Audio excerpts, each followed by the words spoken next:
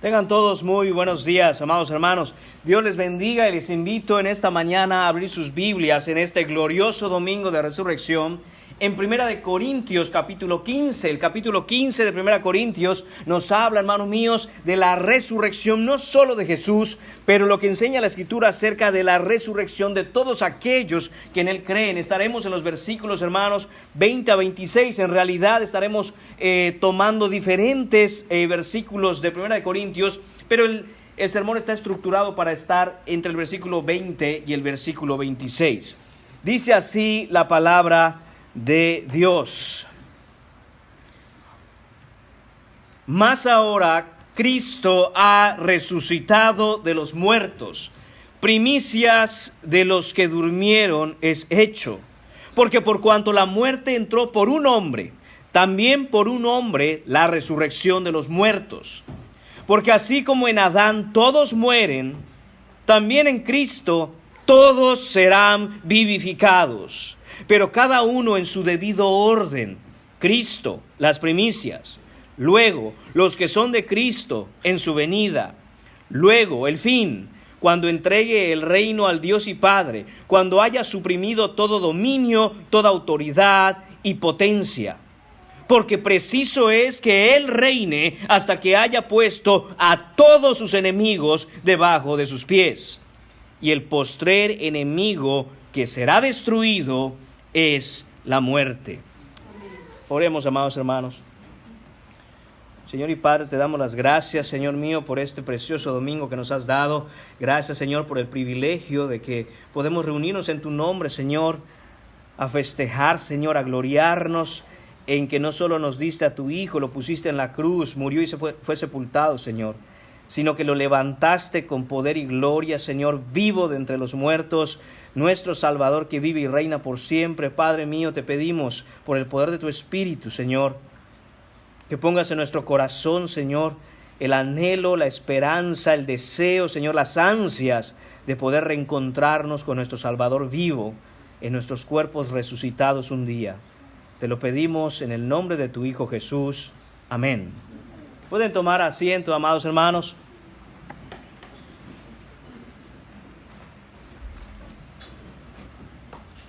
Hoy estamos reunidos, hermanos míos, para poner nuestra mente y nuestro corazón, por supuesto, en su gloriosa resurrección, y para profundizar en las verdades eternas que la palabra de Dios nos revela acerca de la vida eterna que se nos otorga en Cristo.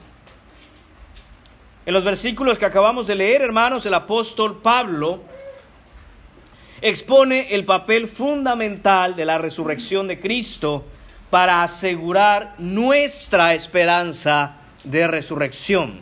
Hermanos míos, no estamos hablando aquí metafóricamente. No estamos hablando aquí, hermanos míos, de imaginaciones o cuentos.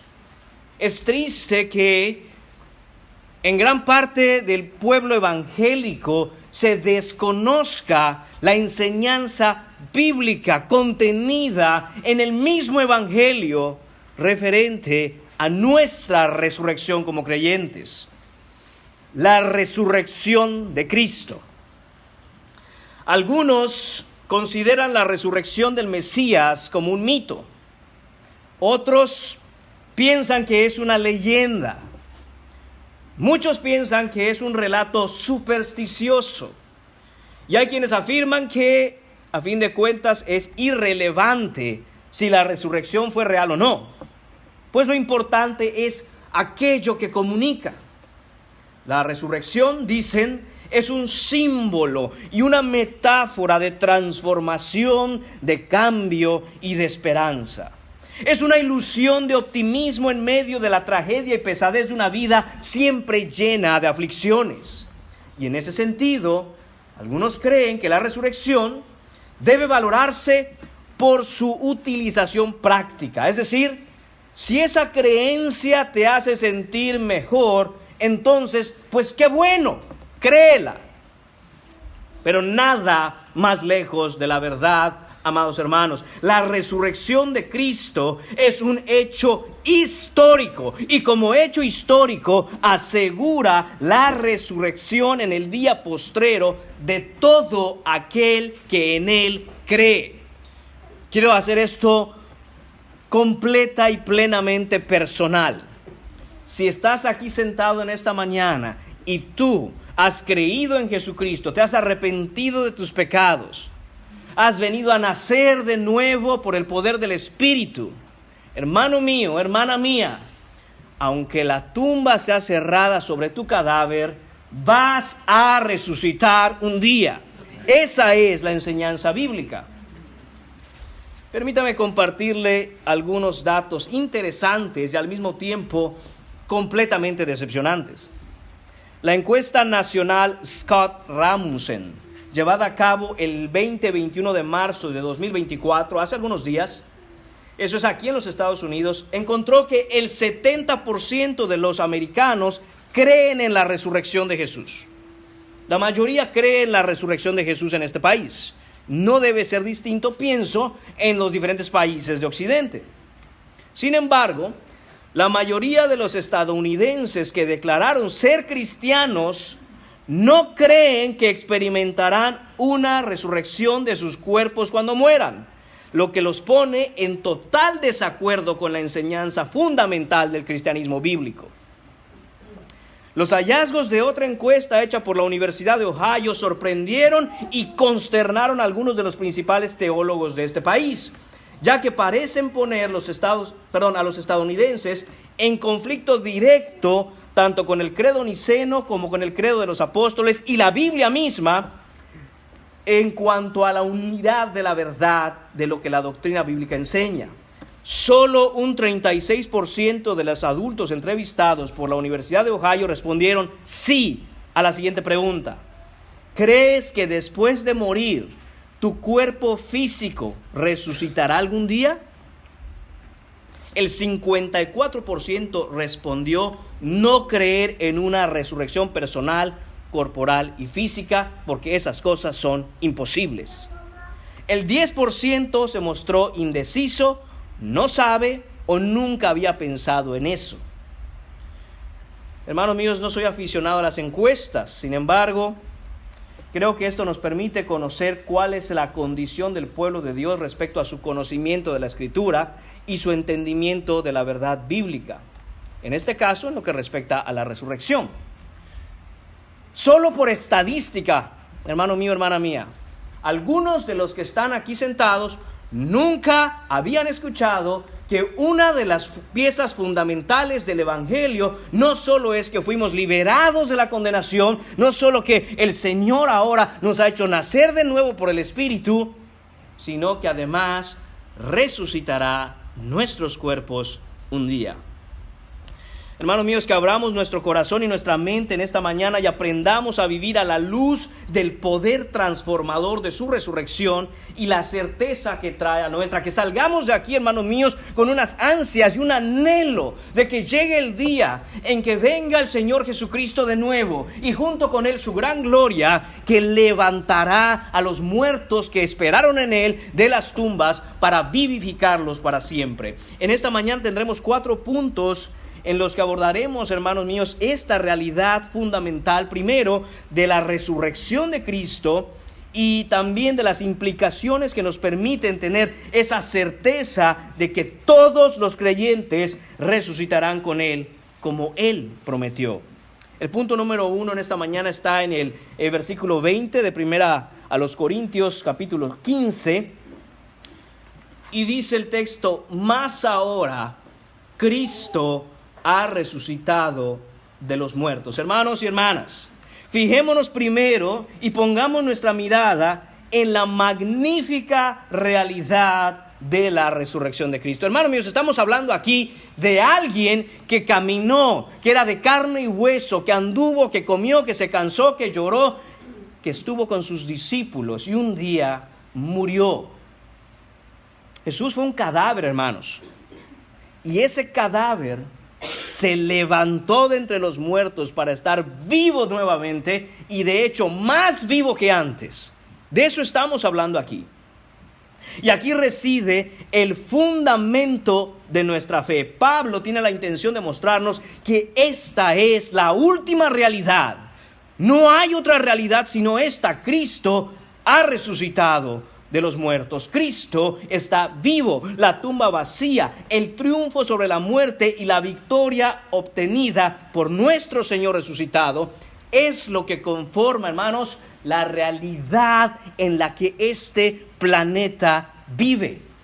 Sea que algunos crean en la resurrección, otros no crean en la resurrección, unos tengan fe en Jesucristo, otros no tengan fe en Jesucristo, es porque Jesucristo resucitó que aún hay esperanza para nuestro planeta.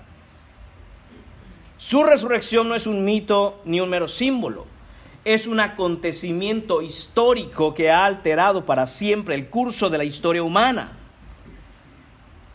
Uno de los momentos favoritos míos en un debate entre un apologista cristiano y un ateo es que el ateo dijo en su argumento: me parece una verdadera falta de respeto que aún hoy en el siglo XXI se siga creyendo en ese mito de la resurrección.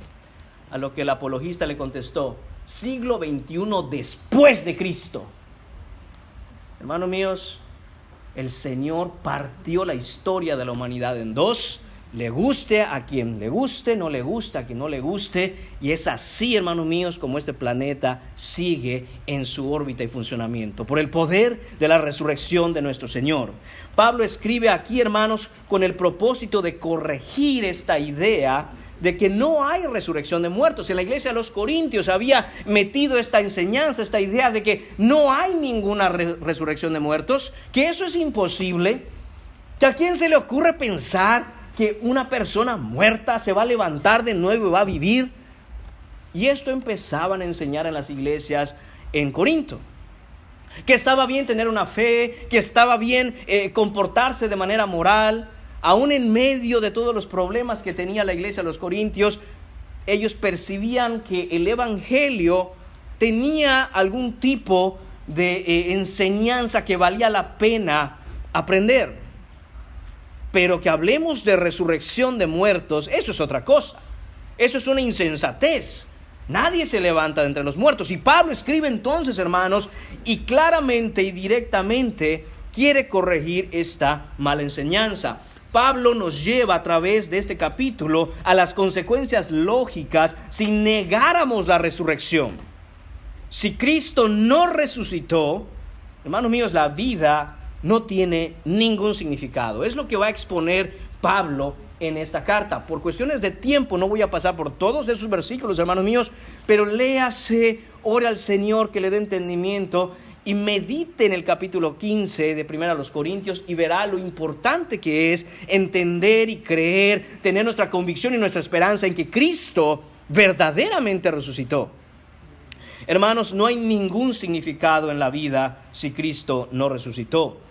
No tiene ningún sentido estar vivo si Cristo no resucitó. La vida no tiene dirección ni propósito. No hay diferencia, hermano mío, si Cristo no resucitó, entre ser un humano o ser una planta o un animal o una roca. Da lo mismo. ¿Por qué da lo mismo? Porque igual todos vamos a morir. Y como dicen algunos por allá, los materialistas dicen: bueno, lo que existe, existe, y una vez que uno muere, uno deja de existir y ya. No hay una vida después de la muerte. No hay nada, se apagan las luces y se acabó. Eras consciente en un momento, eres inconsciente en otro y ya, dejaste de existir. No hay nada más. Hermanos míos, pero eso no es lo que enseña la Biblia. Si eso fuera verdad, si no hubiera nada después de esta vida, entonces nada tiene sentido. Absolutamente nada tiene ningún significado. Si no hay significado en la vida, entonces la vida no tiene ningún valor. Y cuando la vida no tiene ningún valor, la sociedad colapsa a causa de la inmoralidad y el pecado. Si no hay resurrección, hermanos míos, no hay Dios. Si no hay Dios, todo y cualquier cosa está permitida. Y si solo nos queda la ley de la preferencia personal, es decir, haz lo que te guste, haz lo que tú quieras, esta es la receta para el caos y la perversidad. Lo único que puede dar un significado a la vida a la vida humana, a tu vida, es que Cristo resucitó entre los muertos. Si no, no sirve de nada la vida que tienes. Sin Cristo no hay esperanza, no hay significado. Recuerde esto, por favor. Una vida sin significado es igual a una vida sin ningún valor. Piensen en esto. Quiero darles un ejemplo, una analogía para que veamos las implicaciones del valor que da la resurrección de Cristo a la vida humana. Supongamos que usted tiene un billete de cualquier denominación que quiera, de $1, de $10, $20, $100. ¿Cómo usted sabe que ese billete vale lo que uno dice que vale? Si usted tiene un billete de $50, usted dice, este billete vale $50. ¿Pero cómo usted sabe eso? ¿Cómo usted sabe? Usted quizá me dirá, porque está escrito ahí, dice 50, el número $50, eso es lo que vale. Pues no es por eso que vale $50. Yo puedo tomar un pedazo de papel y escribir $50, pero ese pedazo de papel no vale $50. Es un pedazo de papel, no tiene ningún valor. Podría yo limpiarme la boca y tirarlo a la basura y nadie lo va a recoger. Pero si usted ve un billete de $50 tirado, usted entiende que tiene valor. ¿Por qué? Hermanos míos, por el significado que todos en colectivo, en comunidad, le damos al dinero. Usted podría tener el billete y quitarle el significado, y entonces se convierte en un pedazo de papel como cualquier otro. Pero usted pudiera quitar el papel y mantener el significado, y los $50 siguen siendo $50. Una prueba de ello es que ahora no necesitamos los billetes. Puede usted pagar con su tarjeta de débito y sin papel usted sabe cuánto está gastando. ¿Por qué? Porque hay, hermanos míos, significado. Significado. Y el significado de las cosas otorgan un valor a aquellas cosas. De tal modo, hermanos míos, que la realidad objetiva y última de que Cristo se levantó de entre los muertos es que hay una vida después de esta, y la Biblia nos enseña que esa vida es eterna en Cristo cuando estamos en Él. Por lo tanto, nuestra vida en este planeta, mientras vivimos, a pesar de todo lo que experimentamos, todas las aflicciones, los conflictos, los problemas, la lucha contra el pecado, tiene valor y tiene significado. Porque del otro lado está Jesucristo esperando para todos aquellos que en Él creen. Sin la resurrección, hermano mío, sin Dios, sin la vida después de la muerte, solo queda el vacío, la nada, un abismo de lo absurdo, y entonces no importa lo que hagamos aquí. Sin resurrección no hay ninguna esperanza, y sin embargo Pablo contundentemente escribe, más ahora Cristo ha resucitado de los muertos. Esta es la verdad sobre la cual se levantó, hermanos míos, la civilización occidental por los últimos 20 siglos. A veces no tenemos un concepto claro de lo que es la historia, hermanos. Y debemos desarrollar como cristianos ese concepto y tenerlo bien claro.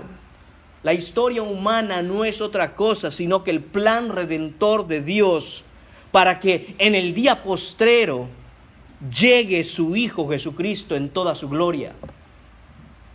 Él pone y quita reyes, Él hace y deshace en las naciones, Él conmueve los cimientos de los países como a Él le place. ¿Con qué objeto? ¿Con qué propósito? Preparar la venida triunfal de su Hijo Jesucristo en toda su gloria, completamente vivo.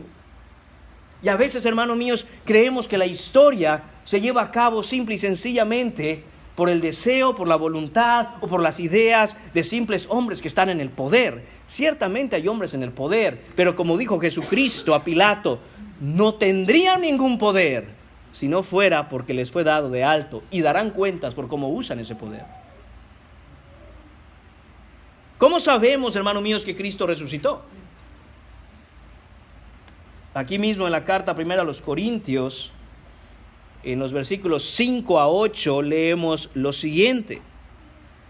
Dice que el Señor apareció a Cefas, después a los 12, después apareció a más de 500 hermanos a la vez, de los cuales muchos viven aún y otros ya duermen.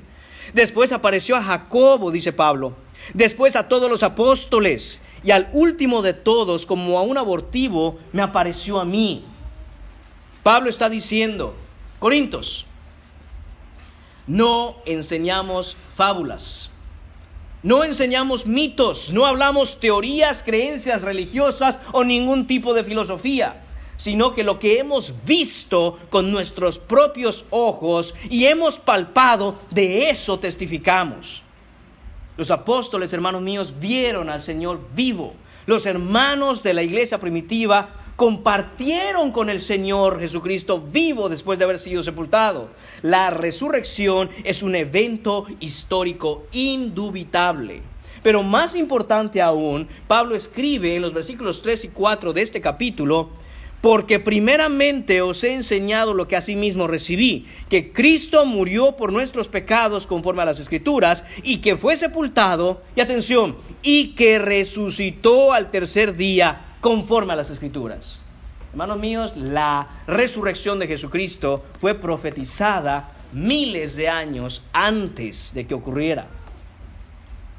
Pablo dice: ¿qué argumento quieren escuchar? ¿El de los testigos oculares? Hay hermanos que lo vieron vivo. Vaya y pregúnteles. Pregúnteme a mí. Pregúntale a los apóstoles. Lo vimos. Hermanos, y hay que entender esto. Estos hombres, estos apóstoles e incluso los cristianos, los hermanos de la iglesia primitiva en el primer siglo, dieron su vida por predicar a Cristo resucitado y vivo. Roma los amenazaba, les decía: deja de decir mentiras. Deja de estar predicando que ese hombre se levantó de entre los muertos y anda vivo. Y los hermanos y los apóstoles no podían dejar de hablar de lo que habían visto con sus propios ojos. Hermano, una cosa es que andes echando mentiras por ahí. Otra cosa es que te agarre el gobierno y te diga: para, o vas a morir en la silla eléctrica, sería el caso hoy quizá. Y ellos dicen: no podemos, no estoy loco, yo sé lo que vi, yo sé con quién hablé, yo sé con quién me senté a comer. Yo lo vi crucificado, yo sé que fue enterrado, fue sepultado, pero esa tumba estaba vacía y se presenta y está vivo. Y si no, pregúntenle a Tomás. Era lógico, hermanos míos, en la época en la que esto sucedió, que aún sus propios discípulos, a pesar de la enseñanza que Jesús les dio por 3 años, no lo podían creer. Y dijo Tomás: no puede ser. Sí, Tomás, lo vimos todos, está vivo. Yo no creeré hasta que yo no ponga mis manos en sus heridas, en su costado, en sus llagas. ¿Qué pasó una semana después? Jesús aparece y sin decir nada: Tomás, ¿qué decías? Ven. ¿Qué hizo Tomás, hermanos? ¿Qué estaba pensando Tomás en ese momento? A ver, déjame entender, ¿estabas muerto? No, hermano, se postró y dijo: Dios mío y Señor mío. Bienaventurados aquellos que creen sin haber visto. Hermanos, esta es la realidad de la resurrección. La única y última esperanza nos la ha dado Dios Padre, resucitando a Dios Hijo por el poder de Dios, por el poder del Espíritu en el Evangelio. Las personas hoy en día, hermanos, consideran que es imposible que Cristo, un hombre de carne y hueso, haya resucitado de entre los muertos. Lo consideran imposible, pero la Escritura, hermanos, de hecho nos enseña que lo que es imposible es que Él no resucitara. Y ese es hermanos, la verdad bíblica que debemos nosotros cultivar en nuestro intelecto, en nuestra mente, en nuestro entendimiento, y que eso ocupe nuestro corazón. Escúchelo de nuevo: el mundo puede pensar que es lógicamente imposible que un muerto resucite. Pero Dios nos enseña que lo imposible para Cristo es que no resucitara. Dice Hechos capítulo 2, versículo 24, al cual, refiriéndose a Jesucristo, Dios levantó, sueltos los dolores de la muerte, por cuanto era imposible que fuese retenido por ella. Imposible que la muerte pueda retener al Señor. Ahora, ¿por qué es imposible que Cristo permaneciera muerto? Hermanos, es imposible. ¿Por qué es imposible? Pensemos bíblicamente por un momento. Nosotros entendemos por Romanos capítulo 6, versículo 23, que la paga del pecado es muerte. Eso lo sabemos bien. La paga del pecado es muerte. El pecado y la muerte van siempre agarrados de la mano. Por Hebreos capítulo 4, versículo 15, sabemos que Jesús no tiene pecado alguno. Sígame. Por lo tanto, Jesús no puede morir. Jesús no puede morir. Solo muere aquel que tiene pecado, porque la paga del pecado es muerte. Pero Jesús no tiene pecado. Y sin embargo, Jesús murió. Juan capítulo 19, versículo 33, por citar alguno. Jesús murió. Lo que debe asombrarnos, hermanos míos, no es que Jesús haya resucitado. Lo que debe asombrarnos y dejarnos con la boca abierta es que Jesús haya muerto. ¿Cómo murió? Un hombre sin pecado no muere. Eso debería sorprendernos, hermanos míos. ¿Jesús muerto? ¿Cómo? Para morir, Jesús, que es sin pecado, hermanos míos, fue necesario que tomara los pecados de su pueblo, todos aquellos que en él creen, y los cargara sobre él en la cruz. Y una vez habiendo hecho expiación por nuestro pecado, una vez que él pagó por nuestros pecados muriendo en la cruz, llevando nuestras iniquidades, su bendita naturaleza santa y poderosa no pudo ser retenida por la muerte, porque no hay pecado en él, y quien no tiene pecado no puede permanecer muerto. Es imposible que Jesús haya quedado muerto. Las personas que mueren y permanecen en muerte son personas que murieron en sus pecados. Por eso ellos no pueden vivir eternamente. Van a la condenación eterna, que es estar muriendo sin morir nunca. Pero ¿qué pasa? ¿Qué ocurre con las personas que mueren y sus pecados han sido perdonados? ¿Qué pasa con las personas que mueren y sus pecados fueron llevados a la cruz para ser expiados por Cristo? ¿Qué pasa con las personas que al morir se presentan ante Dios limpios de todo pecado por los méritos de Jesucristo? Al igual que Cristo, hermanos míos, no pueden permanecer muertos, sino que van a resucitar, porque la muerte ya no tiene dominio sobre ellos. Estamos vivos con Cristo y en Cristo, y serán resucitados todos los que murieron con la esperanza de gloria en Él corporalmente. En Juan capítulo 14 vemos, hermanos míos, que nos dice el versículo 19: todavía un poco y el mundo ya no me verá más. Pero vosotros, le dice a sus discípulos, vosotros me veréis, porque yo vivo, también vosotros viviréis. Hermanos, esa es la enseñanza del Nuevo Testamento.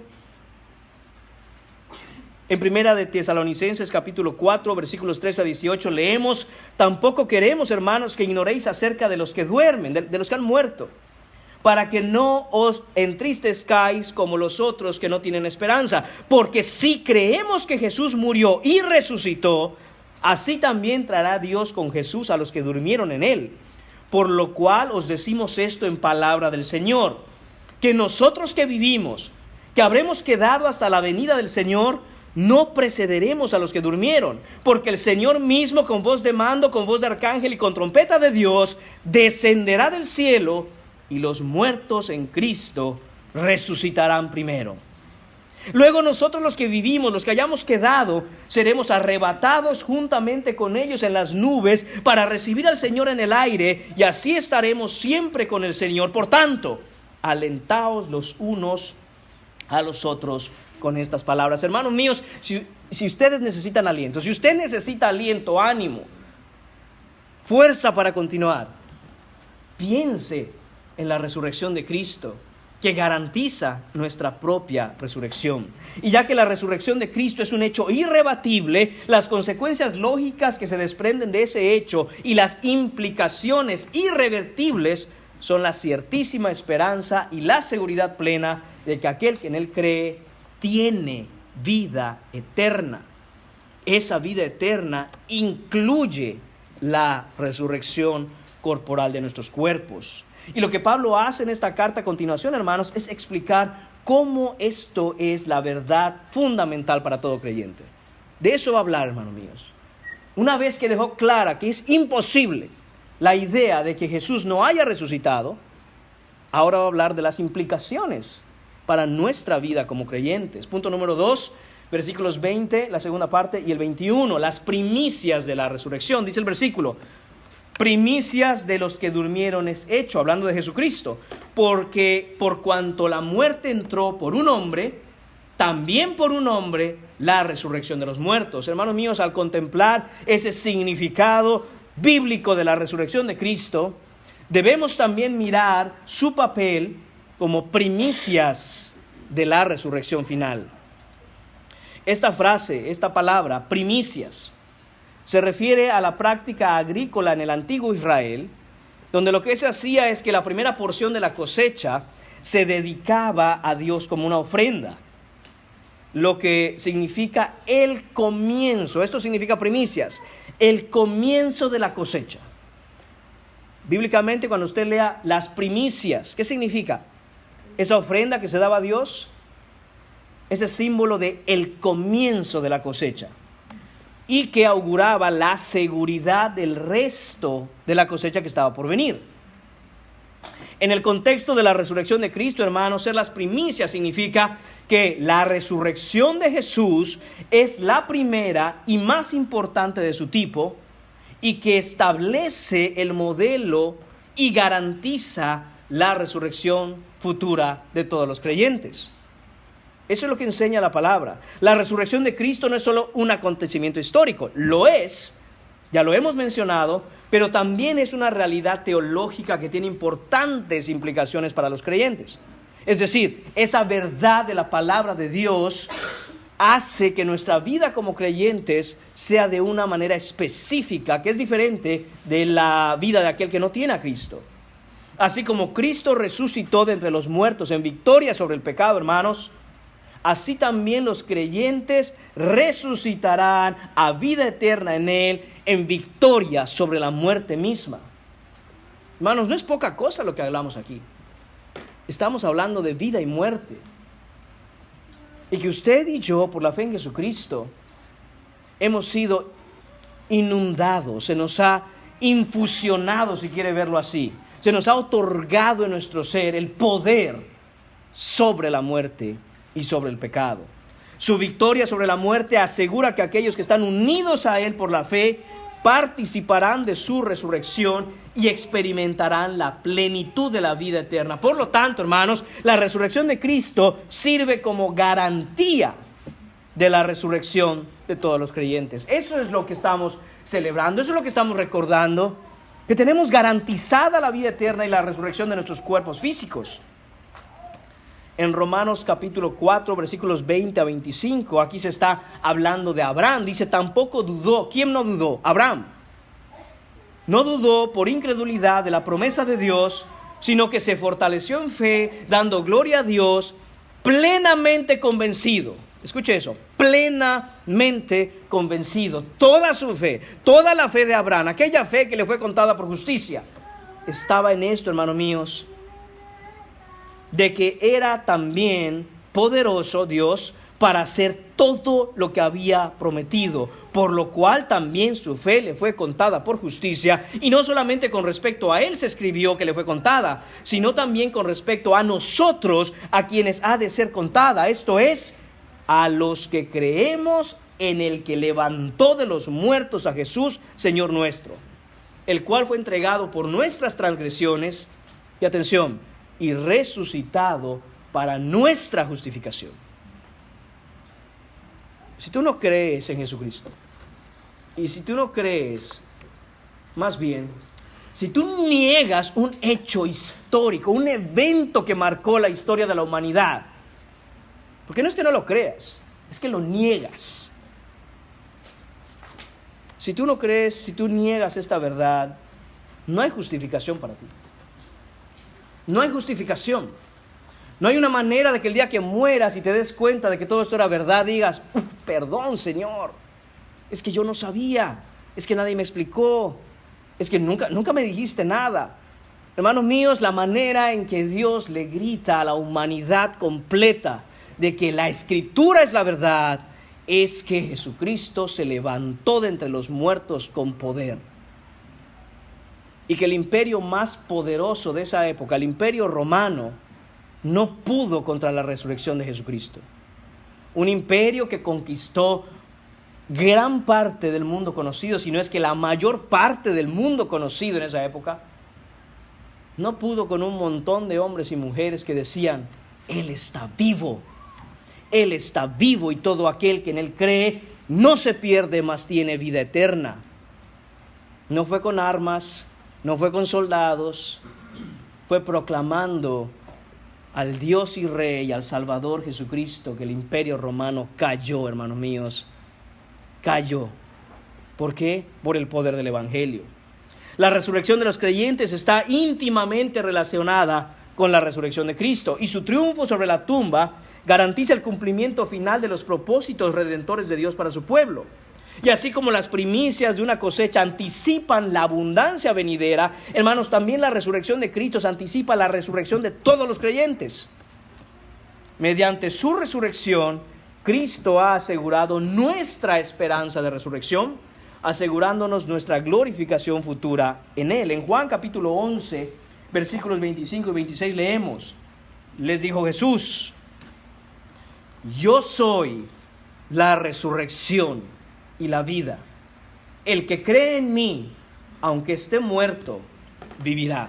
Y todo aquel que vive y cree en mí, no morirá eternamente. La pregunta de Jesús es: ¿crees esto? Esa es la diferencia, hermanos, entre vivir como algunos viven, para el mundo, para sus deseos, siguiendo la corriente de una sociedad corrompida, o vivir para Cristo. ¿Crees esto? Porque aquel que lo cree no morirá eternamente. Punto número 3 en esta mañana: nuestra resurrección en Cristo. Versículo 22. Dice el versículo 22: porque así como en Adán todos mueren, también en Cristo todos serán vivificados. Hermanos, debemos consolarnos en la certeza de nuestra resurrección en Cristo. Esa es nuestra única esperanza. Esa es nuestra última esperanza, hermanos míos. Pablo declara que así como en Adán todos mueren. Está haciendo un argumento Pablo aquí. Está diciendo: ¿verdad que todos morimos por la naturaleza con la que nacemos, hecha una naturaleza semejante a la de Adán? ¿Verdad que a nadie le queda duda de eso? ¿Verdad que 10 de cada 10 personas que han pisado este planeta mueren un día? Eso es lo que está diciendo Pablo cuando escribe: porque así como en Adán todos mueren. Es una seguridad que todos aquí entendemos y sabemos. Tú puedes estar hoy, una persona puede estar hoy, incluso disfrutando de su vida pecaminosa, deleitándose en las concupiscencias de su carne, siendo inmoral, siendo un inicuo, siendo una persona en incredulidad. Pero no te das cuenta que el reloj está corriendo y está en tu contra. No te das cuenta que día a día que pasa, no es un día más que vives, es un día menos. Porque el Señor ha contado los días que has de vivir. Solo los creyentes, hermanos míos, podemos decir: un día más de vida, porque nuestra vida es eterna. Un año más de vida, cuando cumplimos años. Solo el creyente. El no creyente es un año menos de vida. Ay, hermano, no sea tan negativo. No, es que es la verdad, hermanos. Todo aquel que no está en Cristo, cada segundo de esta predicación que está pasando es un segundo menos que te queda de vida. Y el pecado es creer que te queda mucho tiempo. No lo sabes. Y aun si te quedaran 100 años, eso no es nada. El tiempo pasa volando. Pero el creyente, el que está en Cristo, el que tiene su fe en Jesús, él puede decir: esas cosas a mí no me preocupan. Un día más de vida, un mes más de vida, un año más de vida. Hermano, hermana, te queda una eternidad de vida con Cristo si has puesto tu fe en Él. No hay de qué preocuparse. Porque nuestra resurrección no depende de nuestro propio mérito o dignidad, sino de la obra consumada de Cristo en la cruz. Y así nuestra unión con Adán resultó en muerte, pero ahora es una seguridad que nuestra unión con Cristo resultará en vida, vida eterna, hermanos. Note de nuevo el argumento de Pablo. En Adán todos mueren. Nadie puede negar eso. Bueno, nadie puede entonces negar que en Cristo todos serán vivificados. ¿Por qué? Porque Él resucitó y está vivo. Tenemos un Dios vivo, porque Dios no es un Dios de muertos, hermanos. Es un Dios de vivos. Ese es el poder de su resurrección en nosotros. El cristianismo no es simplemente pórtate bien para que llegues al cielo, deja de estar ahí con tus cosas que sabes que están mal, pórtate bien y un día llegarás al cielo, hermanos. No es esa la enseñanza cristiana. Esa idea no solo contradice el Evangelio, sino que hace de la vida cristiana una caricatura burda.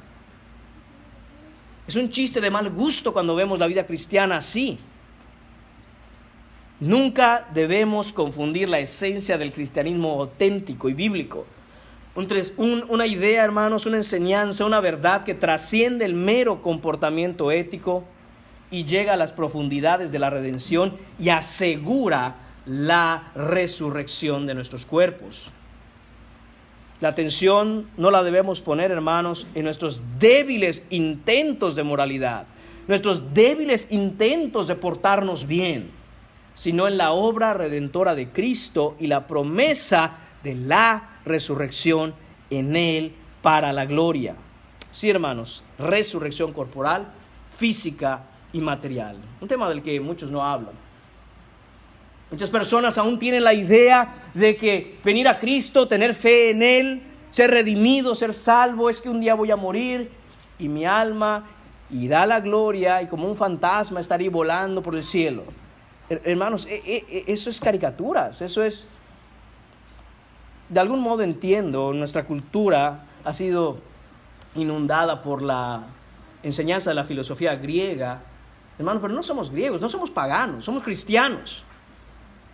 Y lo que enseña la Escritura es que no, mi alma no estará ahí volando, flotando, mucho menos sentado en una nube con alas y tocando el arpa.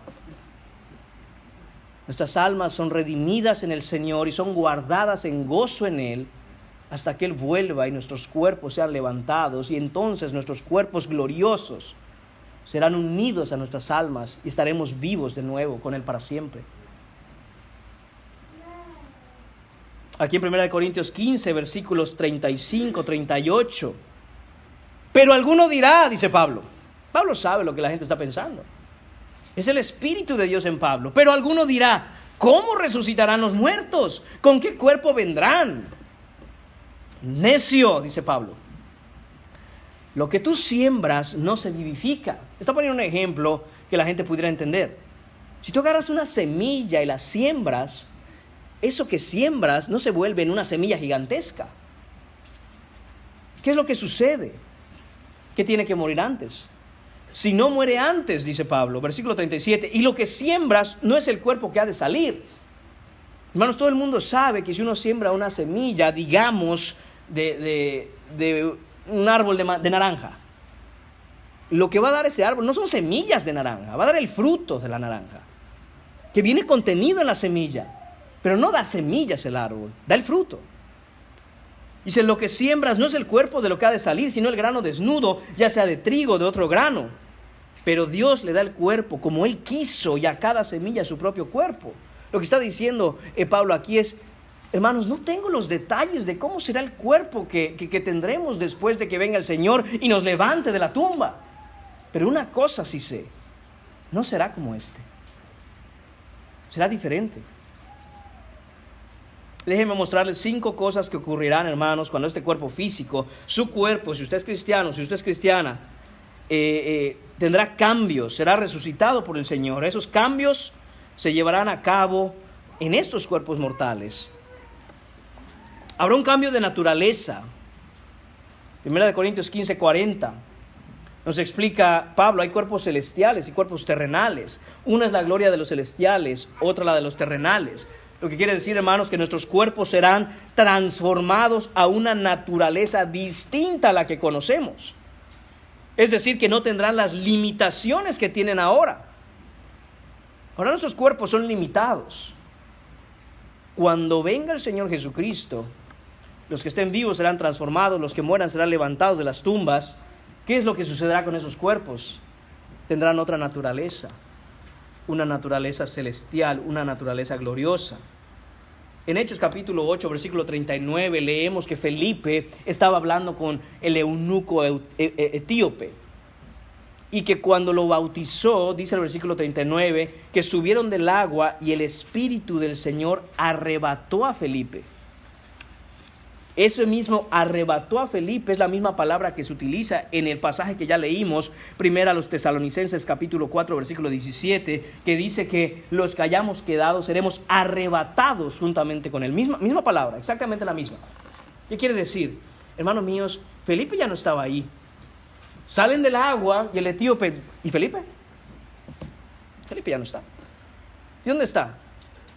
Algunos piensan que el lugar en donde se hallaba Felipe, por lo que vemos en la Escritura, está 20, 30 millas camino a Cesarea, después de que el Señor lo arrebató ahí y lo apareció en otro lado.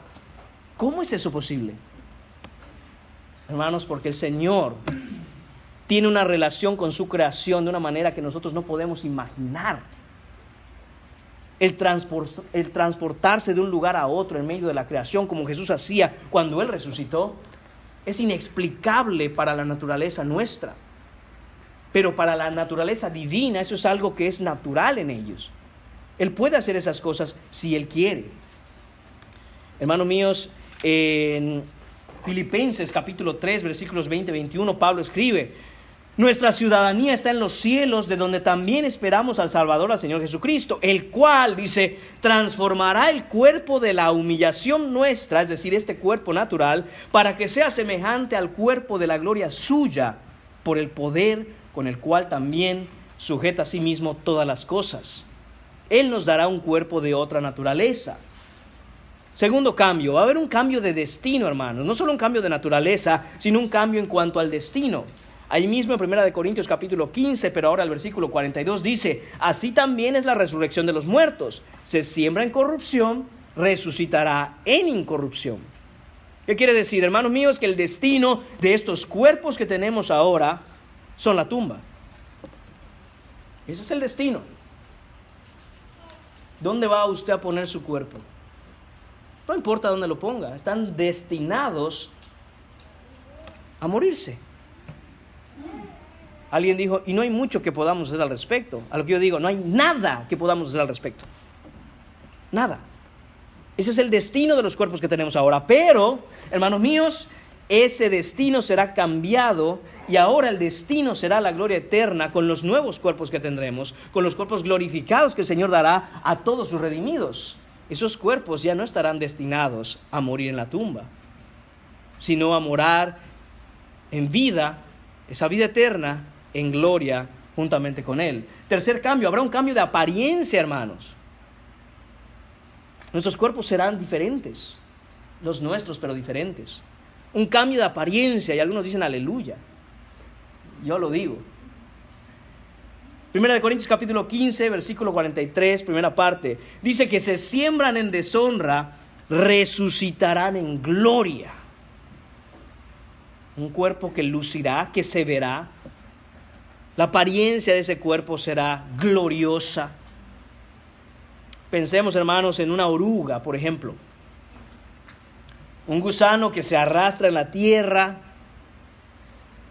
y así vive sus días, yendo ahí entre las plantas, buscando qué comer, cuidándose quizá de que no le pase nada, probablemente metiéndose entre el barro, el lodo, hasta que un día inexplicablemente este gusano experimenta el llamado de una voz inaudible.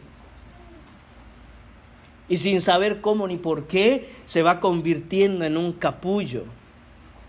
Un capullo que nada tiene de agradable, que nada tiene de placentero a la vista. Y que sin embargo, a su debido tiempo, ese capullo rompe y de ahí surge una mariposa, hermanos, que despliega las alas llenas de hermosura, llenas de colores, llenas de belleza. De ese gusano, hermanos míos, Dios hace una cosa maravillosa y bella. absolutamente maravillosa. Hermanos míos, el mismo Dios que con poder hace eso con un gusano, infinitamente mucho más hará con los cuerpos de sus redimidos el día que nos despierte a la gloria eterna. Un cuerpo que no tenemos ni siquiera la menor idea de lo gloriosos que serán. Hermanos, por la Biblia entendemos y sabemos que los ángeles, los que están alrededor del trono de la gracia, que día y noche, que todo tiempo están cantando santo, santo, santo, ellos no pueden tener envidia. No está en su naturaleza como ángeles el tener envidia. Pero si tuvieran envidia, si ellos fueran capaces de envidiar algo, hermanos, pienso que podrían envidiar nuestros cuerpos gloriosos cuando estemos ahí. Porque uno le diría al otro, míralos, mira sus gloriosos cuerpos. ¿Cómo me gustaría tener uno como el de ellos? Porque es en semejanza perfecta a la de nuestro Rey. Alguien dijo alguna vez que no somos capaces de ver hoy en esta naturaleza cómo es el cuerpo glorioso de uno de nuestros hermanos. Pero que si pudiéramos verlo, si se nos apareciera un hermano en su cuerpo glorioso, si lo tuviera ya, nos arrodillaríamos, hermanos, a adorarlo como si fuera Cristo. A lo que nuestro hermano diría, no te arrodilles, soy siervo como tú. Hermanos, serán hechos a la perfecta imagen del cuerpo glorioso de Jesucristo. Por eso Él no se avergüenza de llamarnos sus hermanos. ¿Usted ha visto que dos hermanos se parecen? Y uno lo ve y dice, sí, son hermanos. Eso hermanos, ocurrirá, pasará también con los cuerpos gloriosos. Él es el primero de muchos hermanos. Y cuando nos vean y lo vean a Él, digan, ustedes son hermanos, ¿verdad? Porque es que están igualitos. Es que están igualitos. Habrá también, hermanos míos, un cambio de condición. 1 Corintios 15, versículo 43. Dice el texto, se siembra en debilidad, resucitará en poder. Tendremos cuerpos, hermanos míos, que nunca envejecerán, que nunca se enfermarán, que nunca se cansarán, que nunca cederán a las tentaciones del pecado. Será un cuerpo resucitado en el pleno poder del Espíritu Santo para siempre. Eso es lo que significa que nuestros cuerpos serán resucitados en poder. Han sido, hermanos míos, sembrados en debilidad. Andamos en debilidad. No importa qué tan poderoso, qué fuerte se siente una persona hoy. No importa si es el hombre más poderoso del planeta. Dios lo mira y dice, pero qué débiles son los hombres. No conozco a uno fuerte. Pero hermanos, cuando el Señor resucite nuestros cuerpos, esos cuerpos resucitarán en poder. En el poder del Espíritu Santo. Habrá otro cambio, habrá un cambio de duración, hermanos. 1 Corintios 15, 53 dice, porque es necesario que esto corruptible se vista de incorrupción y esto mortal se vista de inmortalidad. Hermanos, nuestros cuerpos temporales que tenemos ya no serán más, sino que serán inmortales para la eternidad. Hermanos, es increíble, de verdad, y a lo mejor no debo decir increíble porque debemos creerlo, tal vez la palabra es asombroso. Es asombroso, hermanos, que nosotros nos consideremos vivos hoy. Pero nuestros hermanos que se han adelantado en el camino y están en gloria, están más vivos que nosotros. Más vivos que nosotros. ¿Por qué? Porque la vida que tenemos aquí, los cuerpos que tenemos aquí son temporales. Pero del otro lado, eso es eterno. Y eso aplica, hermanos, para cualquier otra cosa que nosotros veamos de este lado de la eternidad. Tus problemas, tus enfermedades, tus dolores de cabeza, y no me refiero a los físicos, pero también a ellos, todo eso es temporal. Es más real la eternidad que esto que vemos hoy, porque lo que vemos hoy es temporal, es perecedero, se marchita y desaparece. Pero la eternidad no. Eso lo hace más real que esto que estamos viviendo hoy. Esto, hermanos míos, es una neblina que hoy está y luego desaparece, se esfuma, ya no está. Pablo nos dice, hermanos míos, que cuando todo esto ocurra, en 1 Corintios 15, 54, 58, entonces se cumplirá la palabra que está escrita, sorbida es la muerte en victoria. ¿Dónde está, oh muerte, tu aguijón? ¿Dónde, oh sepulcro, tu victoria? Ya que el aguijón de la muerte es el pecado y el poder del pecado la ley, mas gracias sean dadas a Dios que nos da la victoria por medio de nuestro Señor Jesucristo. Así que, hermanos míos amados, estad firmes y constantes, creciendo en la obra del Señor siempre, sabiendo que vuestro trabajo en el Señor no es en vano. Esto es lo que escribe Pablo para decir, hermanos, ánimo, sigan adelante, pongan su mirada en las cosas eternas. Van a llegar un día, llegarán, porque el Señor los sostendrá. Pongan su fe en Él. Y aquel que tiene su fe en Cristo, aun si muere, vivirá. Aun si muere, será resucitado. Y nada de lo que hayan hecho en el Señor será en vano. Punto número 4 en esta mañana, hermanos, y empezamos a concluir. Viviendo a la luz de la resurrección, versículos 23 a 26. Y dice Pablo, pero cada uno en su debido orden. Hermanos, todo esto es verdad. Y debiera producir en nuestro corazón un anhelo, debería producir en nuestro corazón un deseo profundo de que ese día ya llegue. Y eso debiera estar pasando en nuestros corazones. Señor, yo quiero estar en gloria ya. Yo quiero verte ya. Yo quiero ver a mis seres queridos ya que están ahí contigo. Yo quiero experimentar las glorias del cuerpo glorioso que nos has prometido. Yo quiero, Señor, que la redención completa y total que has prometido para los que creen llegue ya. Maranata, decía la iglesia del primer siglo. Señor, ven pronto.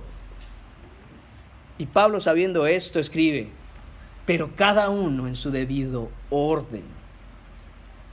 El hecho de que no haya llegado ese día aún, hermanos, es cuestión de orden. No es cuestión de tardanza, sino de orden.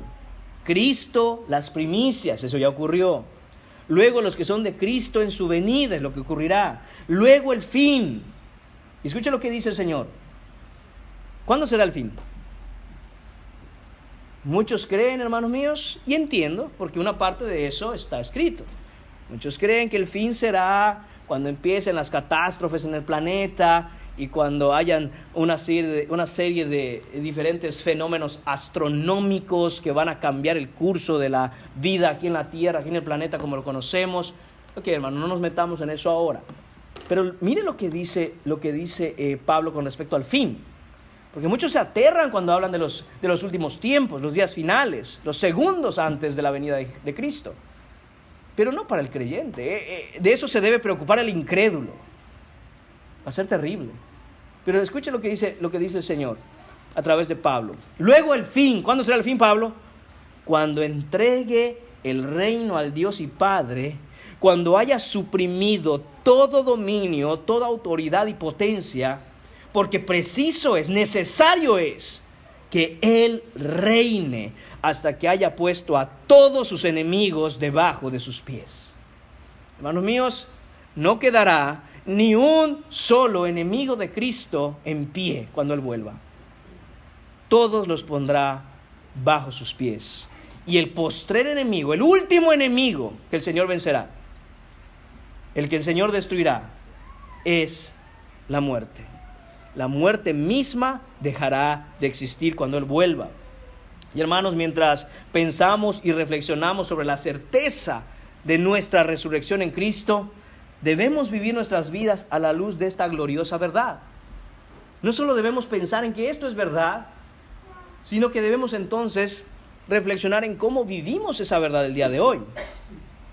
Nuestra resurrección no es simplemente un acontecimiento futuro que debemos esperar. Claro que debemos esperarlo, pero es mucho más que eso. Es una realidad presente que debería moldear nuestras vidas hoy.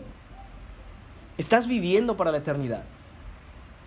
¿Estás viviendo para aquel día en que sea que tú vayas o Cristo vuelva, estés listo?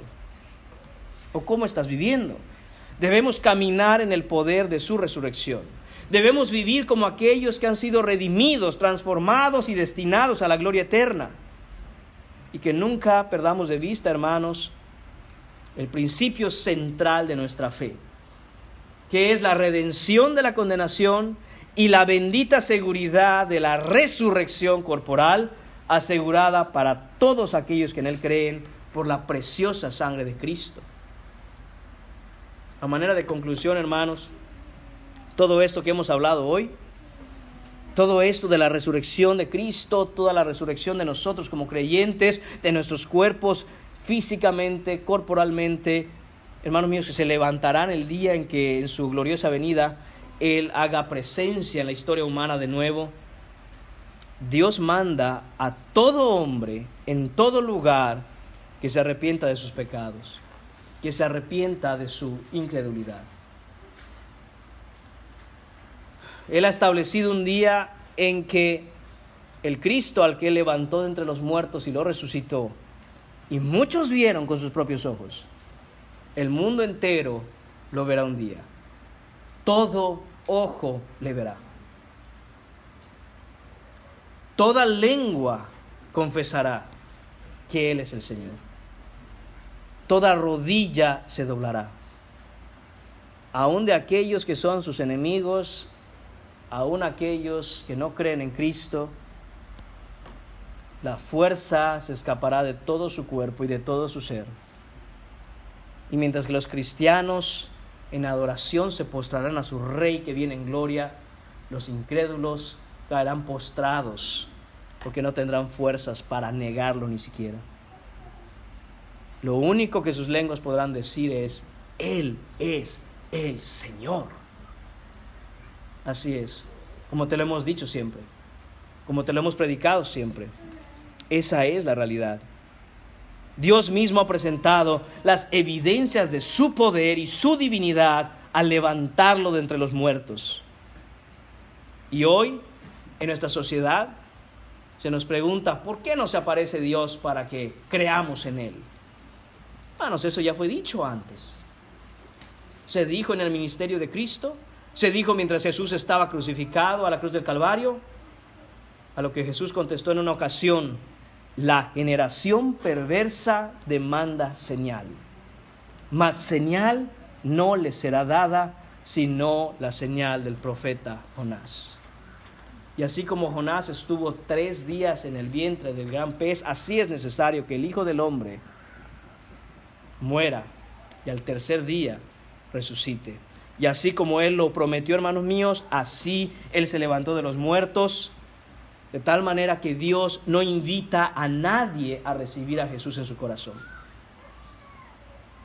Dios manda que todo hombre se arrepienta, que tome su cruz y siga a Cristo.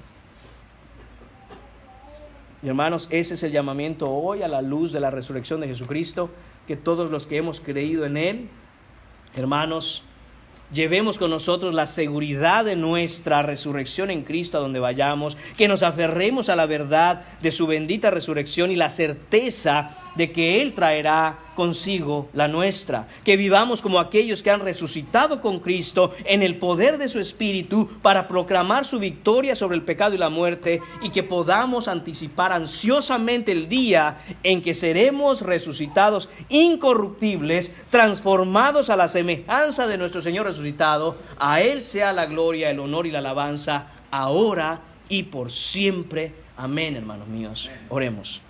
Señor y Padre, te damos gracias por esta mañana y te damos gracias, Padre Santo, por tu bendito Hijo resucitado.